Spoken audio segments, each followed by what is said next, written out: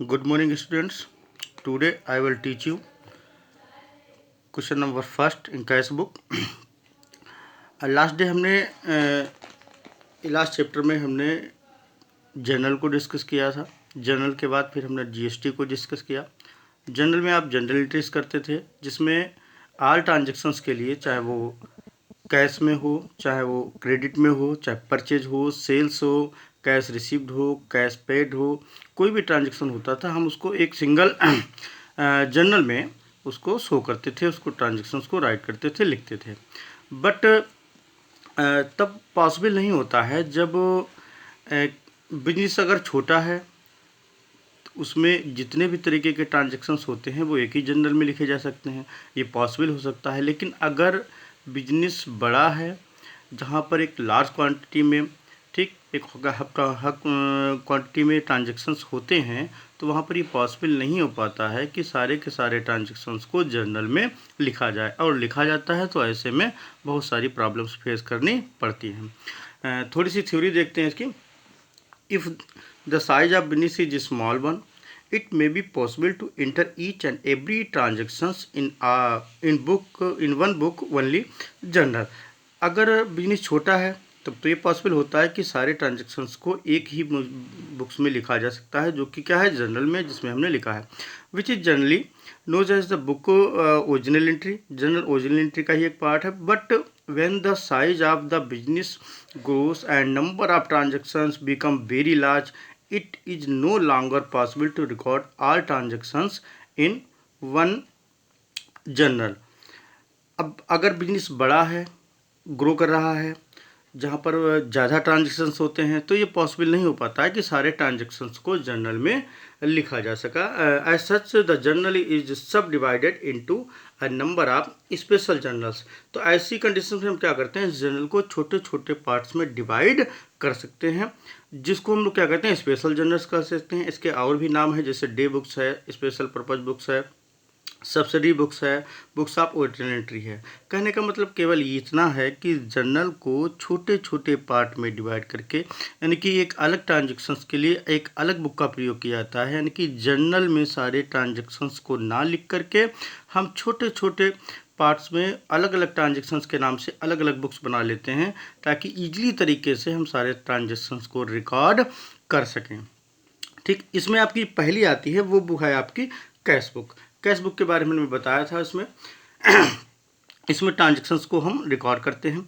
अब कैश में सपोज करिए अगर हमको कैश ट्रांजेक्शन है, तो कैश में केवल क्या है, this is book used for record all transaction related to cash receipt and cash payments. इसमें क्या होता है कि जितने भी कैश में ट्रांजेक्शन्स होते हैं, सपोज अगर क्रेडिट है तो वो इस बुक में नहीं लिखा जाएगा।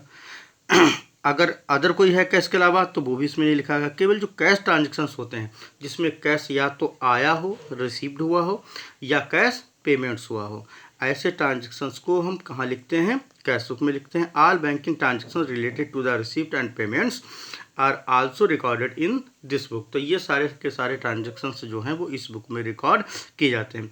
परचेज बुक, सेल्स बुक, या अदर जो भी आपकी सब्सिडी बुक्स हैं या स्पेशल बुक्स हैं जिनको बोला जाता है, ये सारी बुक्स हैं, इनको अलग अलग चैप्टर हैं। परचेज, इस सब्सिडी बुक के नाम से एक अलग चैप्टर है। नेक्स्ट चैप्टर में तो हम डिस्कस करेंगे। इस चैप्टर में केवल हम कैश बुक को डिस्कस करेंगे। आज में क्वेश्चन नंबर फर्स्ट लगाते हैं कि किस तरीके से ट्रांजेक्शन्स को रिकॉर्ड करते हैं। देख लेंगे क्वेश्चन नंबर फर्स्ट।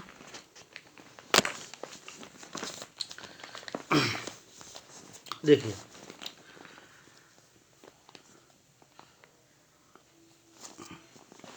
ये है question number first. Enter the following transactions in single column cash book. Enter the following transactions in single column cash book दे रखा है। 2016 में May 1 commence business with cash. अब जनरल में क्या होता था, जनरल में हम लोग क्या करते थे, जैसे सपोज करिए यही ट्रांजेक्शन्स है आपका कमेंस बिजनेस विद कैश, तो हम जनरल में क्या करते थे, ऐसी सिचुएशंस में जनरल में हम लोग क्या करते थे, इसकी एंट्री करते थे। क्या एंट्री होती है इसकी, अगर यही हमको जनरल में लिखना होता तो हम एंट्री करते cash account debit to capital account. क्या एंट्री करते हैं, cash account debit to capital account, और जो भी अमाउंट होते हैं हम उसको यहाँ शो करते हैं, यानी कि डेबिट और क्रेडिट में लिखते हैं। बट जब हम कैश बुक में लिखते हैं, कैश बुक में टोटल कॉलम्स होते हैं आपके 8। टोटल कॉलम कितने होते हैं आपके?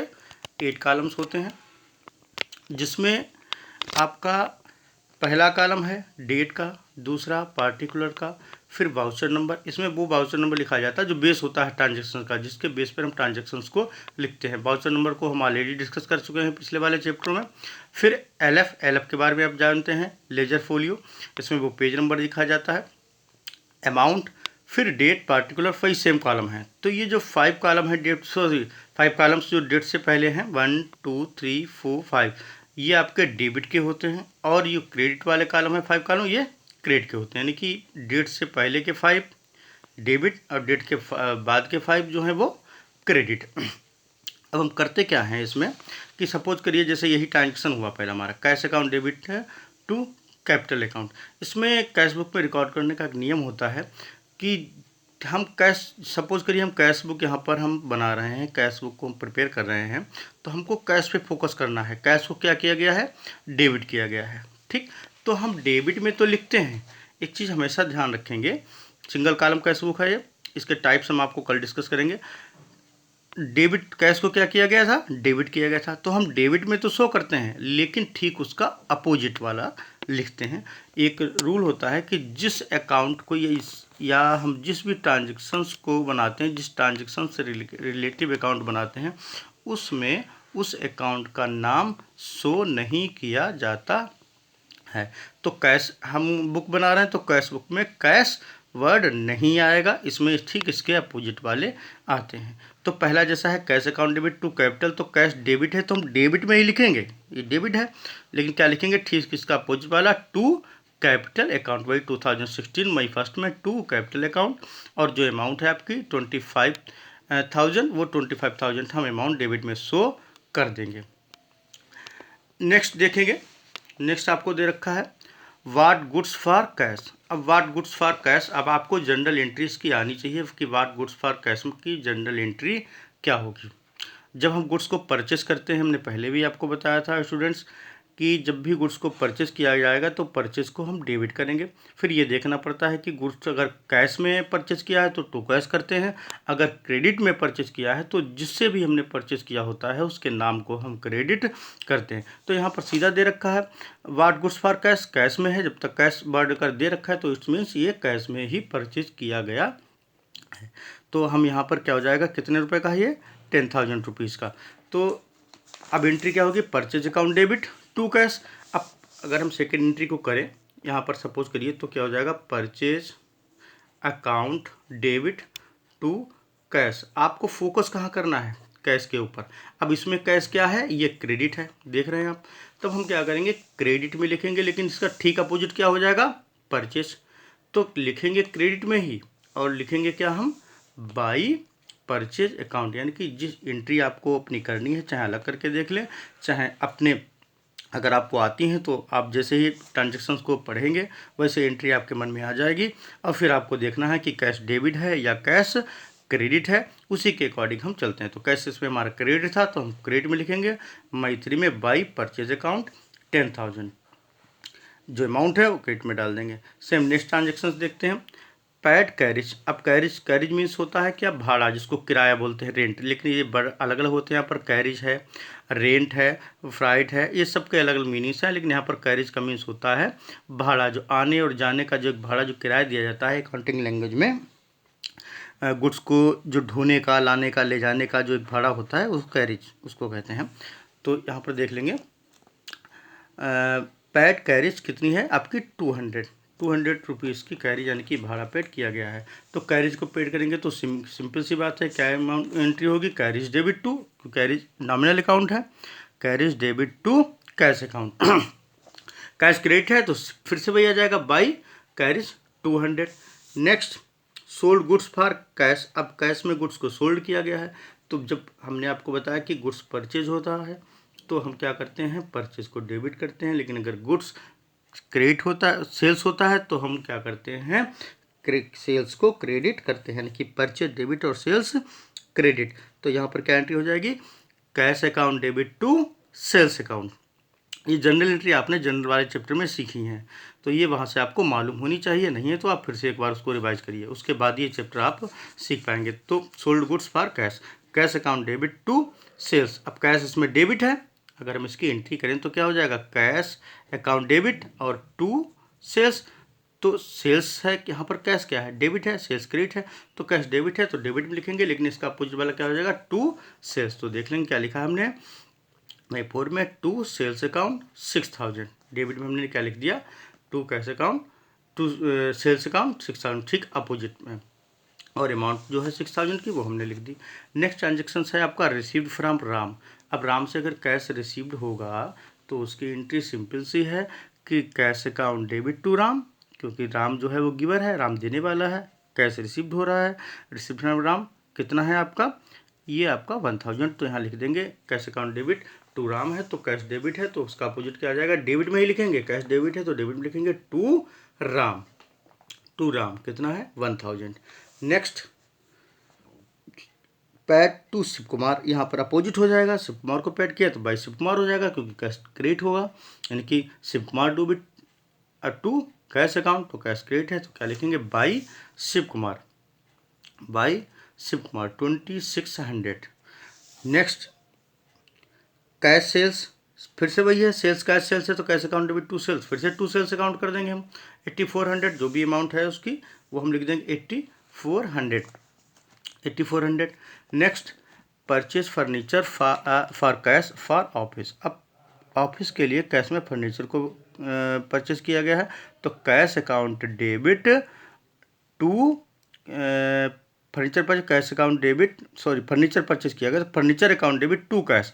सपोज हम फर्नीचर को अगर परचेज करेंगे तो हमारे बिजनेस में फर्नीचर आएगा, debit what's comes in, credit what's goes out. ये रियल अकाउंट का रूल होता है एंट्री करने का, जो बिजनेस में आता है उसको हम डेबिट करते हैं, जो बिजनेस से जाता है उसको हम क्रेडिट करते हैं। अगर हम बिजनेस के लिए ऑफिस के लिए फर्नीचर परचेज करेंगे तो क्या आएगा बिजनेस में, फर्नीचर, और जाएगा क्या हमारे पास से, कैश, तो furniture account debit to cash. अब यहाँ पर फोकस करना है कैश पर, कैश क्या है, क्रेडिट है, तो हम क्रेडिट में लिखेंगे, लेकिन इसका अपोजिट वाला क्या हो जाएगा, बाई फर्नीचर। एंट्री में दो ही आएंगे, डेबिट है क्रेडिट, तो फर्नीचर का डेबिट है टू कैश, तो जो डेबिट वाला है वो अपोजिट है, तो क्या आ जाएगा, बाई मई 18 में by furniture account 5000, by furniture account 5000। Next है पैड फॉर एडवर्टाइजमेंट, एडवर्टाइजमेंट के लिए 500 रुपीज़ इन्होंने पैड किए हैं, तो सिंपल है, एडवर्टाइजमेंट डेबिट टू कैश हो जाएगा, तो बाई एडवर्टाइजमेंट आ जाएगा, बाई एडवर्टाइजमेंट 500। नेक्स्ट है purchase goods for Mahesh on credit 6000, Mahesh से जो है इन्होंने 6000 का गुड्स जो है वो परचेज किया है, तो जैसे पहले एंट्री थी लेकिन ये क्रेडिट में है, तो यहाँ पर अगर हम एंट्री करते हैं देखिए सपोज, तो क्या हो जाएगी, ये परचेज अकाउंट डेबिट टू, समझना है आपको, टू ये महेश चंद हो जाएंगे। अब देखिए यहाँ पर कहीं भी कैश वर्ड जो है वो नहीं आया है, ठीक, यहाँ पर कैश वर्ड नहीं आया है।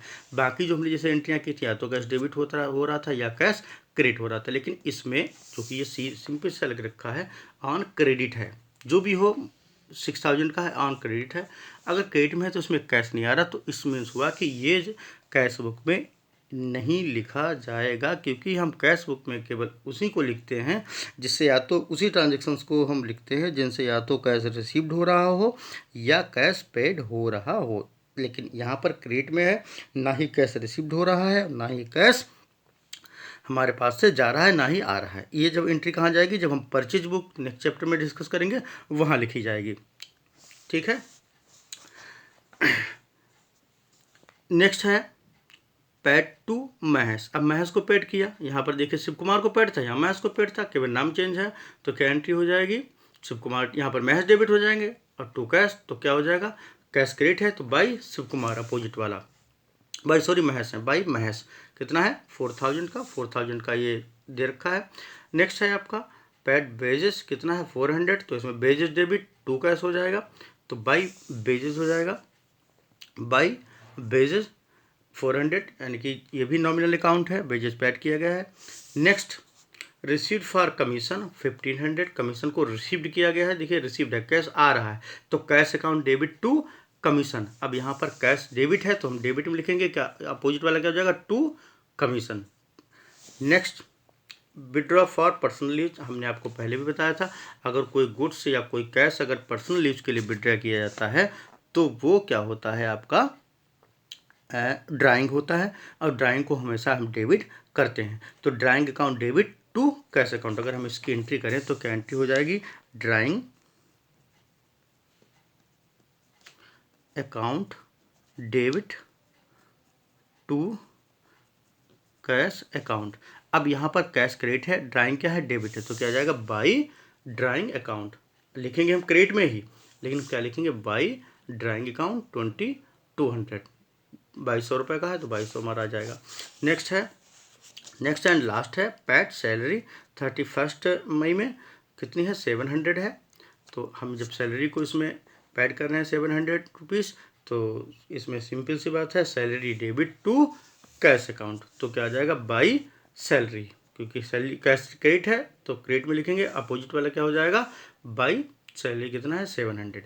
अब इसके बाद हम क्या करते हैं, सिंपल सा है, देखना है आपको। इसके बाद हम क्या करते हैं कि हम इन सब का टोटल करते हैं, क्रेडिट का अलग, डेबिट का अलग और क्रेडिट का अलग। जैसे सपोज करिए हम क्रेडिट का अगर टोटल करेंगे तो हमारा आ जाएगा ये 41,900। फिर हम उसमें से जो भी डेबिट का टोटल होगा, डेबिट का टोटल कर लेंगे, उस डेबिट के टोटल को इसमें से लेस कर देंगे, तो जो भी बैलेंस बचेगा वो कितना आ जाएगा, 6,300। ये हमने करके देखा है, आप एक बार चाहो तो अलग अलग दोनों का टोटल करके और दोनों का डिफरेंस निकाल लेंगे। अब देखिए, देखना है डेबिट कार्ड जिसे आपने टोटल आपका 41,900 आया, क्रेडिट का कम। अब जो ये बैलेंस आया है, सपोज करिए, सपोज देखना है ध्यान से, ये डेबिट है, ये क्रेडिट है, दो कॉलम। अगर सपोज करिए डेबिट में सपोज करिए 10,000 टोटल आता है, सपोज क्रेडिट में आता है आपका 6,000 टोटल। तो अब इन दोनों को अगर हमको बैलेंस को इक्वल करना है तो जाहिर सी बात है, बाई बैलेंस हमको ट्रांसफर किधर कितना करना पड़ेगा, 4,000 इधर, तभी तो ये दोनों 10,000 एंड 10,000 होगा। ठीक है, तो अगर डेबिट का टोटल ज़्यादा है तो हम ये बैलेंस हमने लिखा जरूर क्रेडिट में है, लेकिन ये डेबिट बैलेंस किसका है, डेबिट का है, क्रेडिट में लिखा गया है लेकिन ये डेबिट का बैलेंस, यानी कि डेबिट के क्रेडिट के ऊपर 4,000 रुपीज़ एवब थे, एक्सेस थे, एक्सेस कितना था, 4,000। तो डेबिट का ही तो ज़्यादा है, तो बैलेंस उसी का ज़्यादा माना जाता है, जिसका ज़्यादा होता है उसी का बैलेंस होता है। तो हम इसको क्या करेंगे, क्या लिखेंगे, 4,000 बाई बैलेंस, वही लास्ट डेट में 4,000। सेम इसी तरीके से डेबिट का टोटल 41,900 हो जाएगा, ये आपका। क्रेडिट का टोटल जो भी है उसको आप जब यहाँ लिखेंगे, क्योंकि ये बैलेंस क्रेडिट में आया है तो इसका मतलब डेबिट में बैलेंस एक्सेस होगा, तभी जा करके ये क्रेडिट में बैलेंस ट्रांसफ़र किया गया। तो हम डेबिट का टोटल करेंगे, उसमें से जब क्रेडिट का टोटल लेस कर देंगे तो जो आएगा उसको हम बाई बैलेंस CD करके यहाँ लिख देंगे। तो फिर दोनों जो है हमारा सिंपल सा है कि आंसर आ जाएगा 6,300। और इसको हम लोग क्या करेंगे लास्ट में, फिर जून फर्स्ट में हम लोग क्या करेंगे, टू बैलेंस BD करके, या CD था कैरी फॉरवर्ड, ये BD ब्रॉट डाउन नीचे ले आएंगे 16,300। ओके, इसको एक बार ट्राई करिएगा दोबारा से अपने आप फर्स्ट क्वेश्चन को। कल हम आपका नेक्स्ट क्वेश्चन जो है वो डिस्कस करेंगे। Thank you.